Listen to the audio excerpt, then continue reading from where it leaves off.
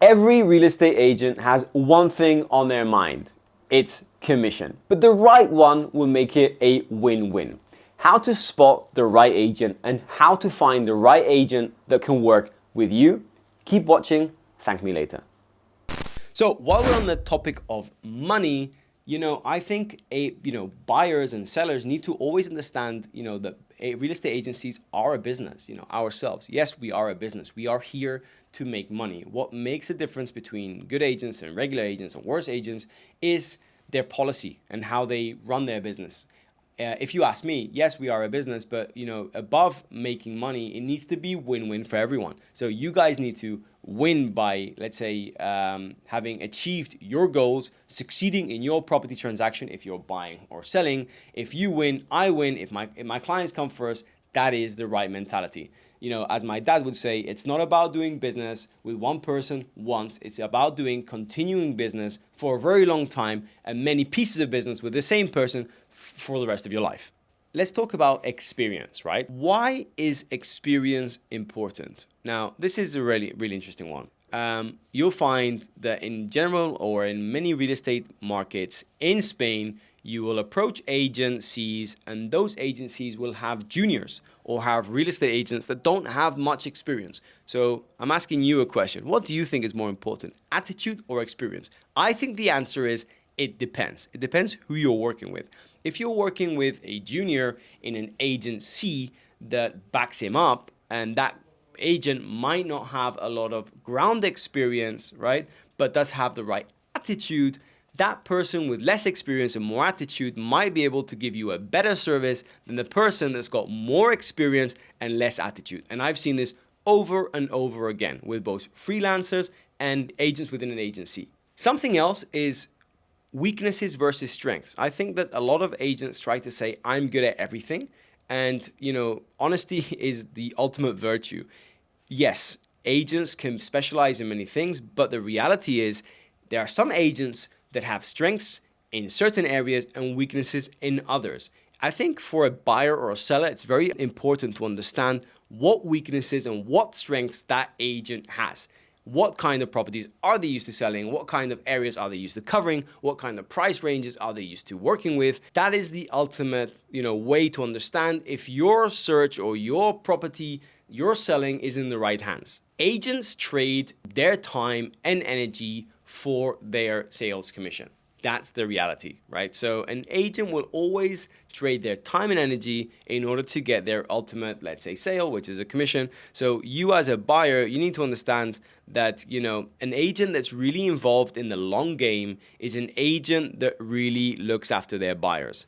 Or sellers for that matter, with a win-win mentality. Let me give you guys an example. And this is the example I use when we are hiring people at my own agency. If I'm Iberia, British Airways, Vueling, any of these airways, and I'm looking to hire a pilot, someone to work in one of our aircrafts, I will ask them one question. The question is, how many flight hours do you have, right? And they'll normally look for someone that has 15,000 hours flight time. So similar to that, and the piece of advice to you is that's what I ask our agents when we are in the hiring process. How many sales have you done? From those sales, how many sales were buyer sales and how many sales were the vendor sales? And the reason I ask that is we have people turn up and they go, well, only 5, right? Or none, or 60, or 100.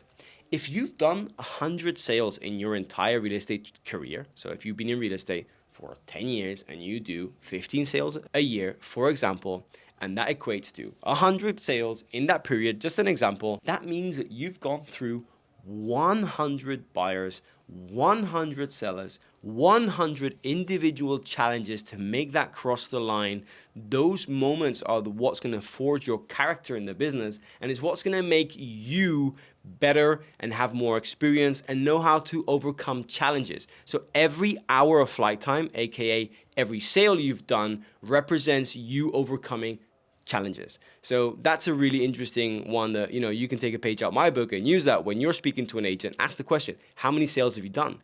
How many sales have you represented a buyer with? How many sales have you represented a seller with? Going back to us hiring, we've hired people which have those 100 hours flight time, We've also hired people that don't have 100-hour flight time, but have the right attitude. And that's fine. If you have someone that has the right attitude and is backed by a company that has the right experience, that works too. Piece of advice. Having been in real estate for over a decade, I'm gonna give you my top advice on how you can find that perfect agent or agency in Spain, whether you're looking to buy a property in Murcia, Alicante, Madrid, Andalucía, in our beautiful Costa del Sol. Right, so let me give you my advice.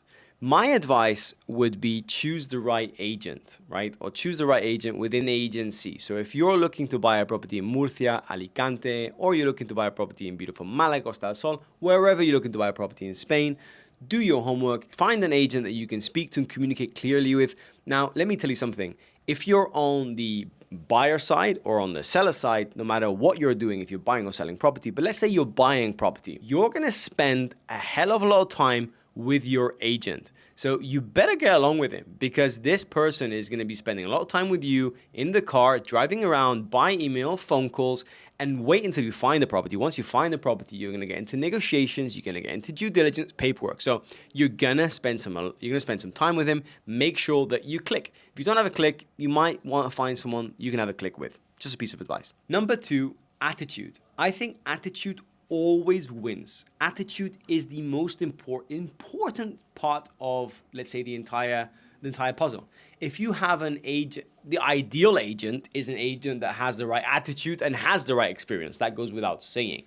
But if you have an agent which has the right attitude, less experience, and is openly saying that to you, that's great. What you don't want is an agent that tells you he has a lot of experience when he doesn't really. Transparency is key. So if he tells you, hey, I've only done 4 sales, I don't know this, but I'll figure it out. My attitude is I want to help you. That's the right agent. If an agent's telling you, yes, I want to help you and I want to do this and I've got all the experience in the world, and things don't check out, it doesn't seem like you has experience, that's sort of a red flag.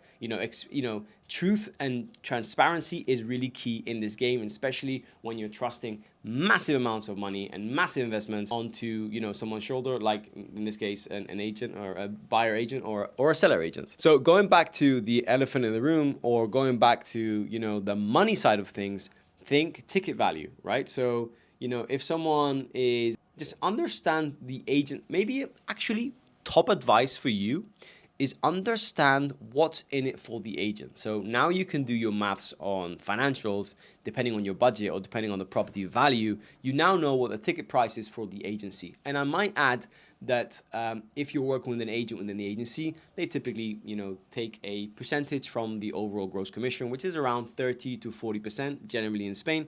So you can calculate it backwards. If your ticket price is 25,000 euros, your ticket price for the agent is around 5,000-6,000 euros. Okay, that's what you're worth to the agent. Now you know what your ticket value is to the agent and the agency. Make sure that you're getting the value. If he has the right attitude, if he has the right experience, I will leave that down to your gut feeling. Transparency is key. Communicate directly with the person you're working with. Ask the right questions and don't be afraid to ask the hard ones. Ask the question of how much money are you making from this transaction? It's absolutely fine to ask that question. Actually, I think agents need to be super transparent with clients, going, hey, if you buy a property with me, this is what I'm going to be making, and this is the value I want to offer you in order for you to buy a property with me, right?